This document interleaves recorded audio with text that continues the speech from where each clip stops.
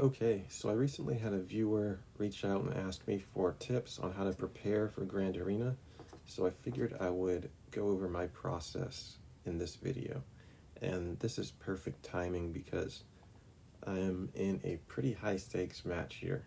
So the winner of this is going to lock in a top 10 spot for Bronzium 1, so I definitely want to take this seriously. So this is my process and what I do. Hopefully you guys can learn something, and more importantly, at least in my opinion, if anybody out there knows of a good resource or a good best practice to use when they're preparing for Grand Arena, definitely let me know. Leave it in the comments, message me on Discord. I would definitely like to know and learn from that, and hopefully I can learn from you guys as well as you guys are learning from me. So the first thing that I like to do is take inventory of the teams my opponent has. So in this case, my opponent has Sith Eternal, General Skywalker, he's got the Revans, he's got Malik, he's got Padme, General Grievous. He does have the Qui-Gon Jinn Omicron.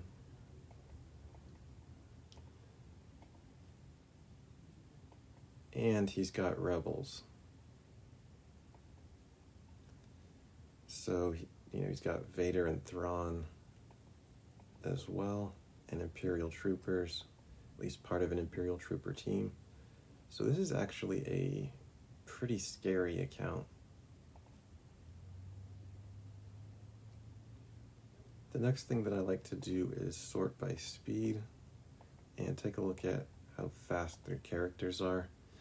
The goal of doing this is to understand your account and some of the matchups that you would have and get a feel for how favorable those matchups are for you.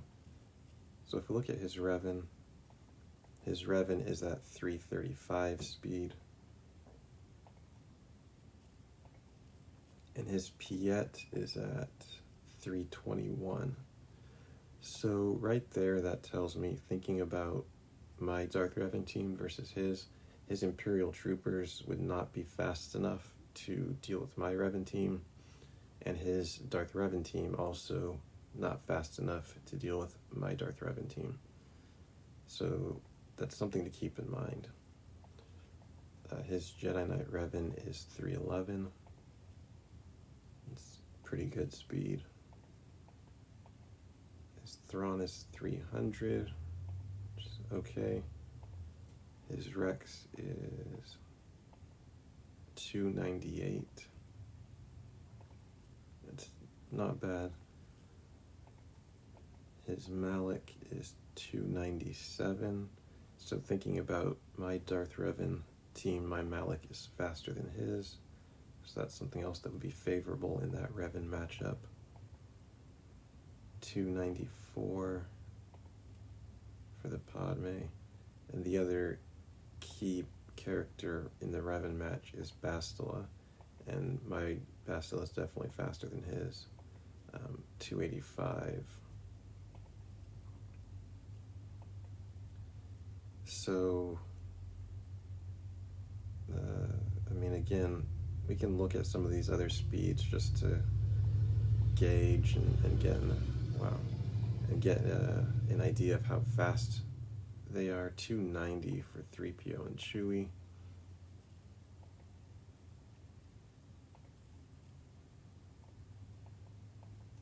$285 for Qui-Gon Jinn. So it starts to drop off from there. Padme has a speed set, and she's at 294. 294 with a speed set, so that's okay. So definitely some danger on this team. My opponent definitely has a good mod strategy. Oh man, does he also have the Omicron on Zam? He does. So that makes his bounty hunter team a little bit more dangerous as well. But luckily for me, let me actually look at his bounty hunters. Okay, yeah. Luckily, very, very luckily for me, his bounty hunter team is not a relict yet, so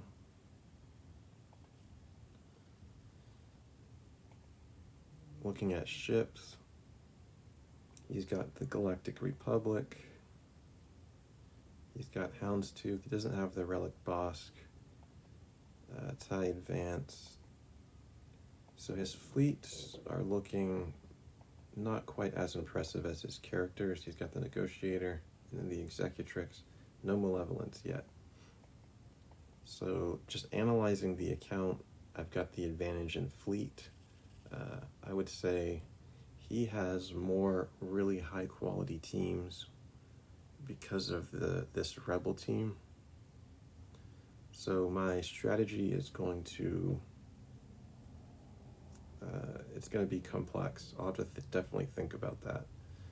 So another thing I like to do, once I get an idea of the characters and the account that my opponent has, I like to look at how they generally play their Grand Arena matches.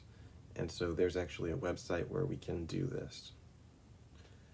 Okay, so the website is SWGOH GAC, and that's Star Wars Galaxy of Heroes.gg.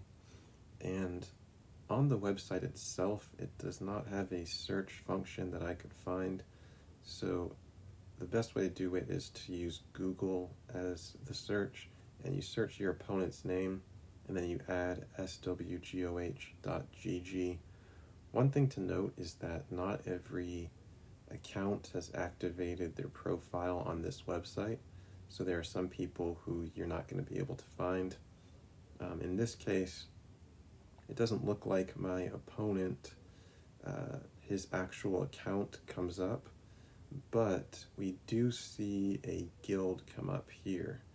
And if you don't find your opponent, you can also directly search for the guild and double check this way, because all of the guilds will have all of the members who have activated their accounts listed, and we can find him through here.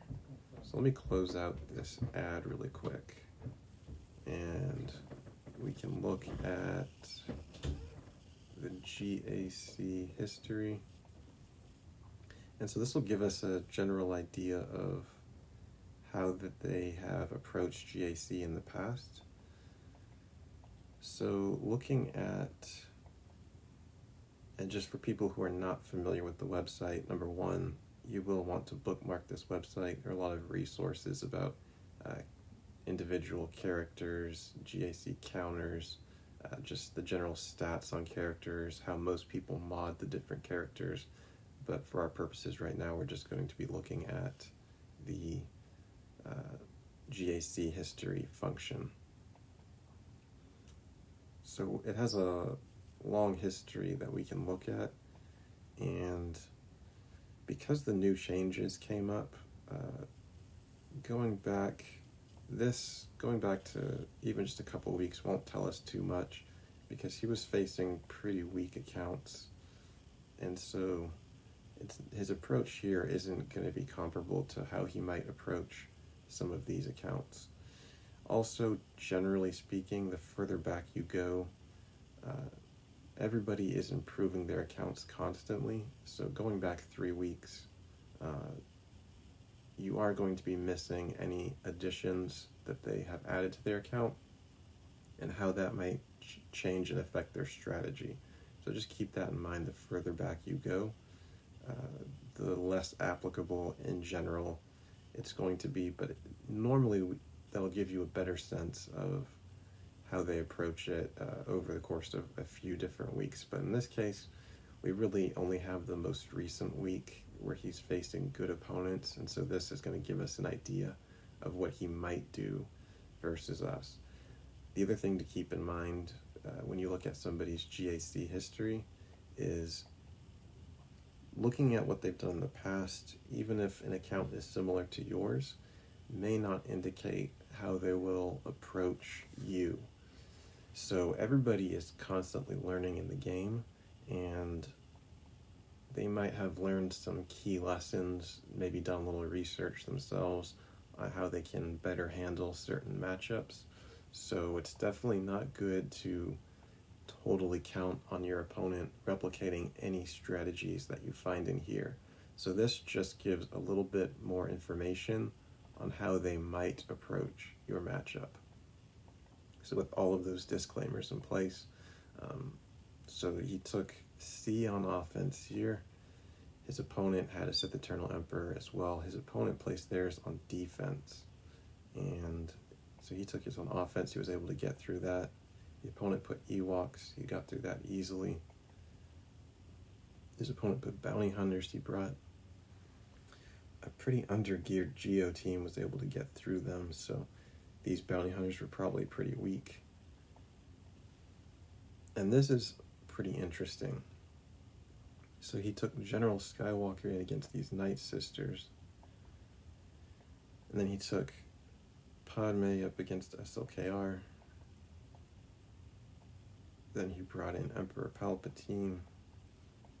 And then he brought in Imperial Troopers and was able to clear it. So I think we do have to give my opponent's name.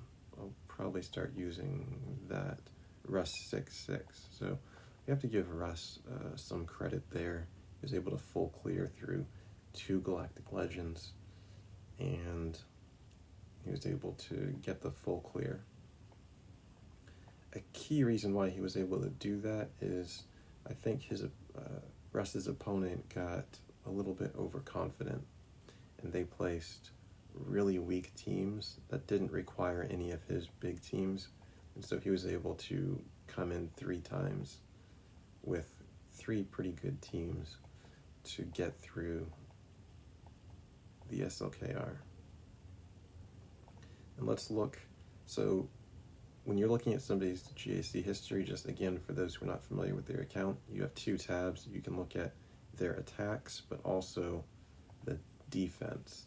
And so this is looking at his opponent's attacks. So now it's Russ's opponent that is attacking Russ's defense, and so we can look at what they put on defense. So he put Rebels on defense. His opponent had a tough time, was able to double shot. Rebels are a really good team, and they're tough to counter.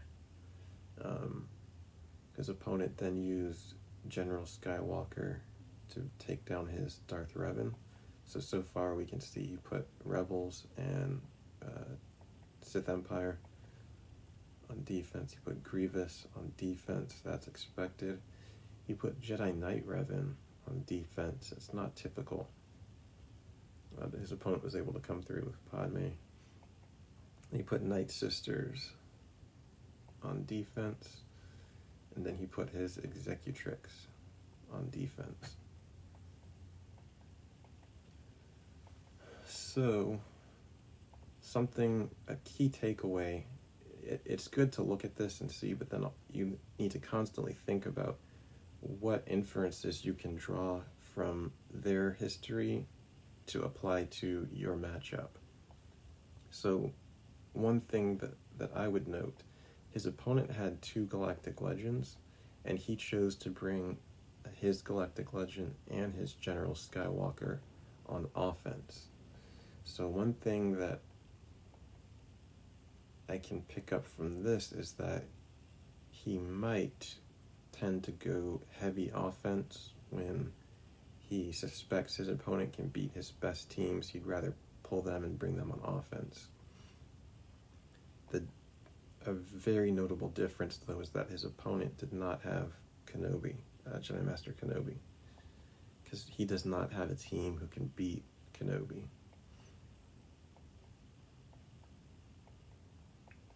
Okay, so that was round 1.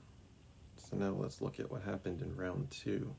I'm hoping that I can find an opponent who had Jedi Master Kenobi, because that would be the most comparable. So in this case, his opponent also had Sith Eternal. Wow, and his opponent also put Sith Eternal on defense. So he was able to bring Sith Eternal on offense.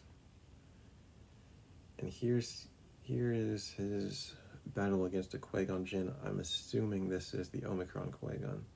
So he brought Imperial Troopers. He brought Emperor Palpatine. Was able to 2-shot it. Or no, he failed again. Was able to 3-shot it by bringing Geos for a cleanup. and I clicked on the character. Sorry about that. Okay, and so in this match, he brought Jedi Knight Revan on offense. So this, we can already tell that Russ does not just put the same defense down every time. He's looking at his opponent's lineup and adjusting his strategy accordingly. So that's good to know. Again, he took Sith Eternal on offense. Somewhat expected. But in this case, he put his General Skywalker on defense. So he put that on his opponent. Wow, and props to Russ's opponent here. He was able to take down a General Skywalker with Palp Vader. So nice work there. Darth Revan on defense again.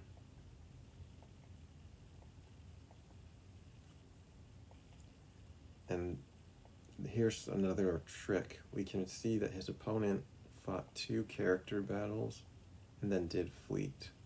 So we know that in this battle he put General Skywalker and Darth Revan in front of his fleet.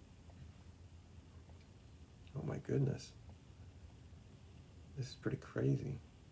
His opponent came in with the Chimera, TIE Advanced, Imperial TIE Fighter, and TIE Bomber, and was able to one-shot his negotiator. Only 1 reinforcement got out. Wow. Interesting to note. But in this instance, he did put his negotiator on defense, which is different from last round. Again, we see Rebels on defense. We see Grievous on defense. And in this case, his Rebel team held. Rebels are a really good team. You definitely don't want to underestimate them. And so that's one of the key takeaways that I'm seeing. That it looks like his opponents have really struggled against his Rebel team. So in the last round, he brought Imperial Troopers. He brought Bounty Hunters. He brought General Skywalker on offense. He brought Palp Vader, Jedi Knight Revan. And then again, in this battle, he did not take his negotiator on offense. He kept his negotiator for defense.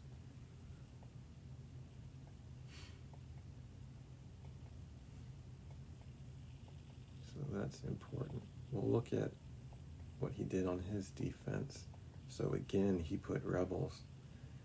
His opponent took Qui-Gon Jinn. We have to assume this is the Omicron Qui-Gon. And he was able to beat Rebels. So that's something to keep in mind. Imperial Troopers.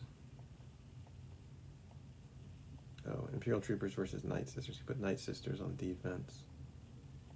He does tend to put Night Sisters on defense semi-frequently. He put Padme on defense. Darth Revan on defense. Grievous. Wow, his Grievous held strong.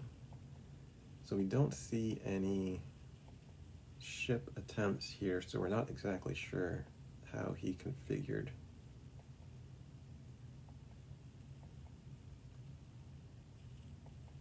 But we can tell that his opponent, so in Bronzium, you have to set 5 character teams.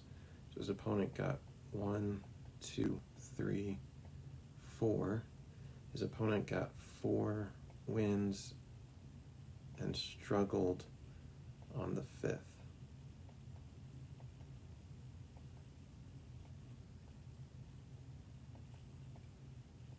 So his opponent got to the back wall, so that means his Grievous was on the back wall.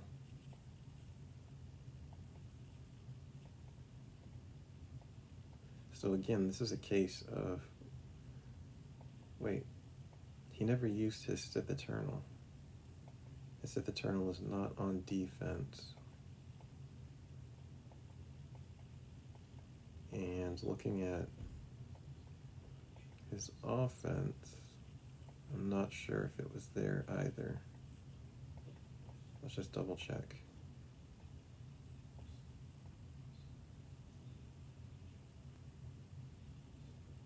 He brought Imperial Troopers, Bosk, the Bounty Hunters, General Skywalker, Emperor Palpatine, Jedi Knight Revan. I'm not sure how to interpret that, actually, at all.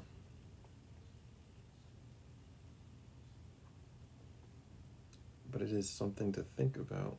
I'm not sure what to think of that. So this scouting doesn't help me too much. I mean, it does tell me he likes to put Rebels and Sith Empire, his Darth Revan team, on defense. That was consistent, as well as Grievous. So we can guess there's a good chance we're going to see Rebels, Sith Empire, and Grievous on defense. Something else to think about, I don't see Qui-Gon coming in to play in any of the last round. I think he has those characters under Padme, so it doesn't look like he had Omicron Qui-Gon, because those characters were used under a Padme lead, so he likely in the previous Grand Arena did not have the Qui-Gon Jinn Omicron, so we don't know how he plans on using that team, whether it's going to be offense or defense. So these are all the things you have to keep in mind when there's definitely a lot to think about. But yeah, I mean, we can fully expect Rebels, Sith Empire, likely Grievous, maybe Qui-Gon on defense. Okay, so let's go back into the game. Keeping in mind everything that we went over, let's try to formulate a plan. And so the way I do that is I think about what advantages I have, and then how do I play to those advantages and maximize them. So I have a fleet advantage. I also have Jedi Master Kenobi, which is a team that he can't beat. And then I have a Darth Revan team, which is a team that he would definitely have to bring in multiple teams to beat it.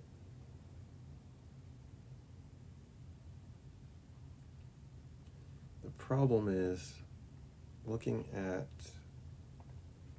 his characters again, so to counter Rebels, I generally use Darth Revan. I don't have a great counter to Darth Revan, except my own Darth Revan team. So he has two teams that I use Darth Revan to beat. And then he also has the Qui-Gon Jinn Omicron. And I've only faced one before, and I used Darth Revan to beat that team. So I feel like I do have to take my Revan on offense, because he's got too many teams that I use the same counter for. So my general thought,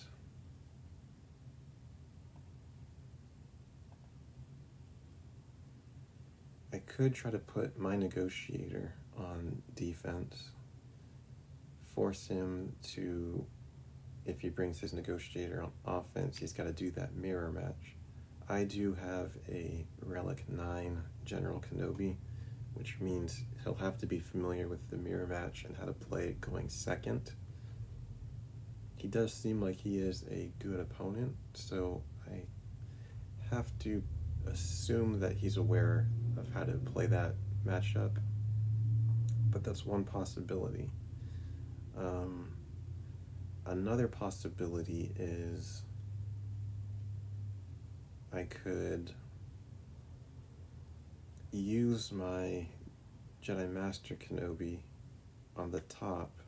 So if we look, the fleet territory in Bronzium is worth more than the character territory. So here you can get up to 69 banners, plus 150 to conquer the territory, whereas in fleet you can get up to 77 maybe banners. I don't know, you can get a lot more banners just for winning, but then you also have 153 for conquering the territory. So what I could do is use Jedi Master Kenobi to block off the fleet, put the next 3 toughest defensive teams I have over here, try to steal as many banners as I can. Omicron Qui-Gon is probably going to have to go on defense. And then that way, all I have to do is beat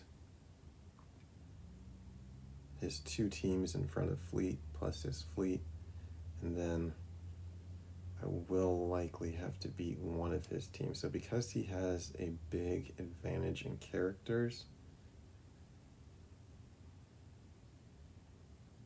I think making it so I have to beat as few of his character teams as possible might be the way to win this. The only concern with that strategy is he might go full out defense, knowing that he can't beat my Jedi Master Kenobi.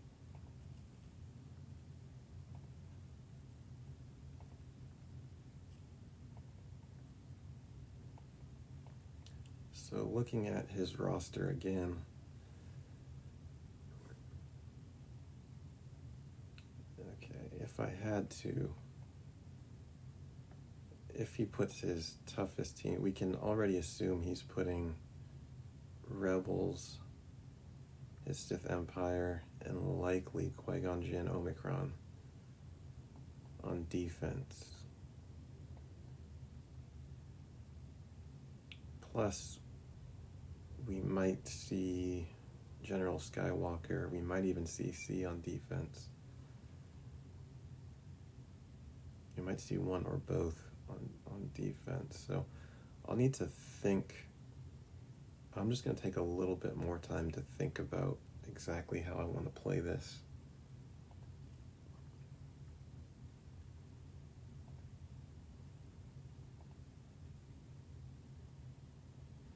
Because my Separatist fleet is not quite good enough to beat Negotiator. So if he puts his Negotiator on defense, I'll need my Negotiator to beat it.